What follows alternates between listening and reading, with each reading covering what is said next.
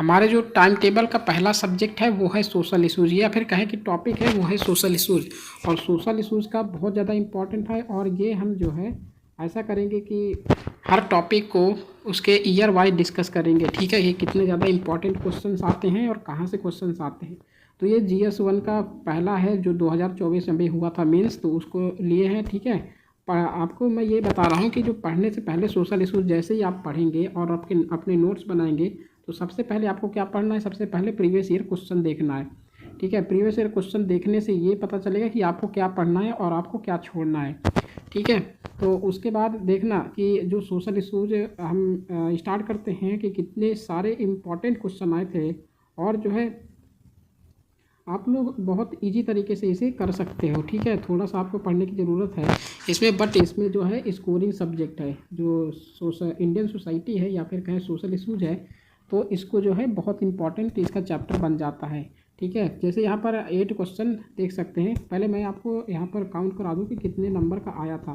तो ये हो गया 10 नंबर। ठीक है, पहला क्वेश्चन, ये सेकेंड क्वेश्चन है 10, और ये थर्ड क्वेश्चन 10। तो 30 नंबर के 10 मार्क्स से आए थे, और आगे चल के देखेंगे कितने मार्क्स से, और 15 मार्क्स के आए थे। ठीक है, ये है पहला और दूसरा, तीसरा, और यहाँ पर जैसे कि 17, 18, 19 और 20 ये क्वेश्चंस हैं, ये सोशल इशूज से ही रिलेटेड है। ठीक है, इंडियन सोसाइटी से रिलेटेड हैं।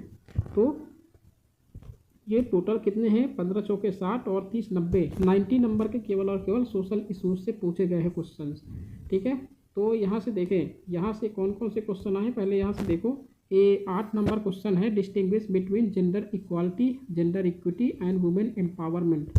ठीक है, तो इनको जेंडर इक्वालिटी, इक्विटी और वुमेन एम्पावरमेंट के बीच क्या डिफरेंसेस है वो बताना था। Why is it important to take gender concerns into account in program design and implementation? तो इसके जो है इशूज़ बताने थे, चैलेंजेस बताने थे, कंसर्न क्या है इसके रिगार्डिंग। ठीक है, वुमेन एम्पावरमेंट के लिए जो इनइक्वालिटी है उसके रिगार्डिंग, और जेंडर इक्वालिटी और इक्विटी इसके रिगार्डिंग यहाँ पर कॉन्सेप्ट देना था। ठीक है, नेक्स्ट क्वेश्चन है, यह है inter caste marriage, in marriages between caste which have socio economic parity have increased. मतलब कह रहा है कि जो इंटर कास्ट मैरिजेस हैं वो सोशो इकोनॉमिक जो पैरिटी है उसके पक्ष में, ठीक है, वो बढ़ रहे हैं in to some extent, but this is less true in inter religious marriages. तो लेकिन यहाँ पर इंटर रिलीजियस जो मैरिजेस हुए हैं वो उनके कंपेरिजन में, इंटर कास्ट मैरिज के कंपेयर में ये कम है। तो ऐसा क्यों है, डिस्कस करना था। ठीक है, और थर्ड क्वेश्चन इसका है कि in dealing with socio economic issues of development, what kind of collaboration between government, NGOs, private sector would be most productive. तो इसके किसके कंपेयर में बात कर रहा है कि जो इशूज़ है socio economic issues of development. ठीक है, इसके कंटेक्स्ट में बात करना था, तो यहाँ पर यही सारी चीज़ें लिखना था, और बहुत इजी क्वेश्चन यहाँ पर पूछे गए हैं। ठीक है, नेक्स्ट क्वेश्चन जैसे 15 मार्क्स का क्वेश्चन है, what is regional disparity. Regional disparity के बारे में आपको बताना था। How does it differ from diversity. Diversity से ये कितना मतलब डिफरेंट है। How serious is the issue of regional disparity in India. Regional disparity में कैसे इसे सीरियस लिया जा सकता है। ठीक है, तो इसके रिगार्डिंग यहाँ पर आंसर लिखना था। नेक्स्ट है, despite comprehensive policies for equity and social justice. Equity और सोशल जस्टिस इसी के अराउंड जो है मैक्सिमम क्वेश्चन पूछे गए हैं। Unprivileged sections are not yet getting the full benefits of affirmative action. यहाँ पर अफर्मेटिव एक्शन के बारे में पूछा गया है। ठीक है, सोशल जो different section of the society है या फिर marginalise section of the society, affirmative action मतलब किसमें, कौन से आर्टिकल में दिया, 15 और 16 में। ठीक है, इन्वेसेज बाय द कॉन्स्टिट्यूशन इन्वेसेज करता है। ठीक है, तो यहाँ पर 15 और 16 के बारे में लिखना था, और यहाँ पर 14 के बारे में भी थोड़ा बहुत लिखना था, equality of law and equality before law and equal protection of the law. ठीक है, उसके बारे में भी लिखना था थोड़ा बहुत। यहाँ पर 19 है, ग्लोबलाइजेशन के बारे में पूछा, has increase urban migration by. Urban migration से फ्रिक्वेंटली क्वेश्चन हर साल कुछ ना कुछ पूछा जाता है। ठीक है, यहाँ urban migration by skilled young and unmarried women. तो ये कह रहा है कि ग्लोबलाइजेशन इंक्रीज हुआ है,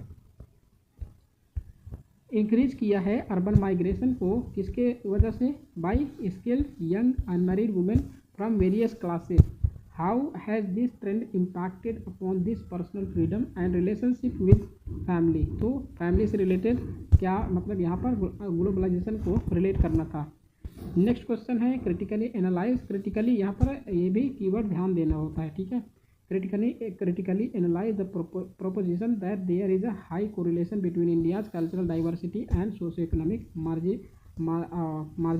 मार्जिनलिटीज़, ठीक है। तो ये है इसके बारे में, कल्चरल डाइवर्सिटीज़ और सोशो इकोनॉमिक मार्जिनलिटीज़ के बारे में यहाँ पर जो इंडिया में इनके बीच क्या कोरिलेशन है, इसे क्रिटिकली एनालाइज करना था, ठीक है। तो यहाँ से इतने सारे क्वेश्चन हैं और इन्हें इजी तरीके से आप फ्रेम कर सकते हैं अगर थोड़ा बहुत आप पढ़े हैं तो, ठीक है।